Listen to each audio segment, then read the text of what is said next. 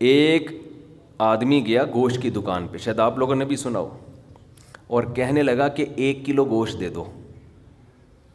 اتنے میں ایک بندہ آیا, یہ آدمی لینڈ کروزر میں گیا نا, بڑی VIP گاڑی میں, مالدار آدمی ہے, گوشت کتنا لے رہا ہے؟ 1 کلو. دوسرا آدمی آیا, اس نے کہا بھائی 10 کلو گوشت دے دے, چانپیں بھی اور دل بھی, کلیجی بھی, پٹ کا گوشت الگ, بکرے کی الگ نکال, فلانے الگ نکال. اڑے بھائی, وہ کسائی اس کو چھوڑ کر اس کے پیچھے لگ گیا نا, اس کو پہلے گوشت بنا کے دیا. یہ جو 1 کلو والا تھا نا 1 کلو والا, اس کو غصہ آیا کہ یار اس کو تو 10 کلو دے رہا ہے کم بخت, 10 کلو والے کو پہلے دے رہا ہے. اس نے کہا بھائی وہ اس کا آرڈر بڑا ہے, وہ پرانا کسٹمر ہے ہمارا.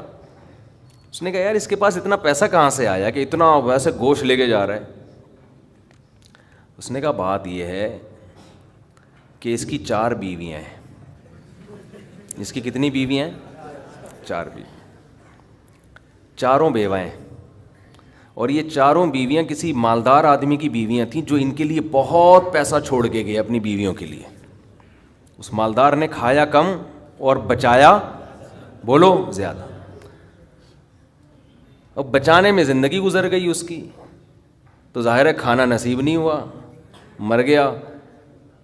وہ مر گیا جب میں نے اس اسٹائل سے کہا نا, تو مجھے وہی یاد آ گئے لڈن جعفری, اللہ مر گئے پھر دوبارہ زندہ ہو گیا. کچھ اسٹائل اچھا تھا.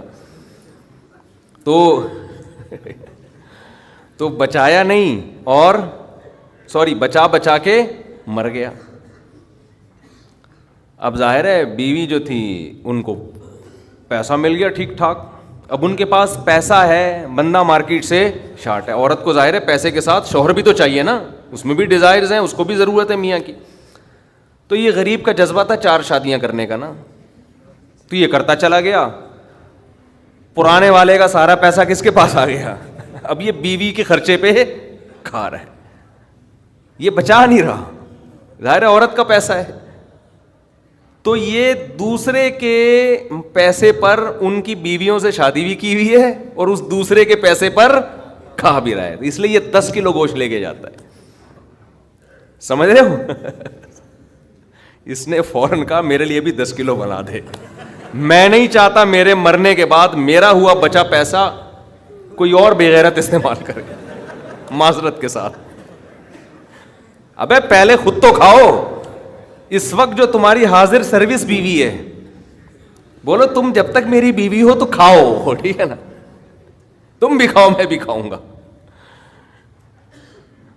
مر گئے تو بھائی وہ اس کے لیے نکاح کا دروازہ, اور جب ہمارے بیانات چل رہے ہیں تو یہ تو اور دروازہ کھل گیا ہے. پہلے تو بیوہ کو رشتہ ہی نہیں ملتا تھا نا, اب تو بہت سی بیوہ ایسی مارکیٹ میں آ گئی ہیں, پیسہ بہت ہے, بندہ نہیں ہے, ہم اپنے خرچے پہ شادی کرنے کے لیے تیار ہیں, کوئی شریف آدمی مل جائے ہمیں. اب تو ایسی بیوہ بہت آ گئی ہیں مارکیٹ میں کہ جی پیسہ ہمارے میاں بہت چھوڑ کے گیا, بندہ نہیں ہے. تو میں نہیں کہہ رہا آپ بیوی کے لیے پیسہ نہ بچائیں, لیکن یہ دماغ میں رکھیں کوئی بغیرت آپ کے پیسے پہ آپ کی بیوی کے ساتھ زندگی گزارے گا, خرچہ آپ کا ہوگا, آپ اس کو پیسہ دے کے جا رہے ہو.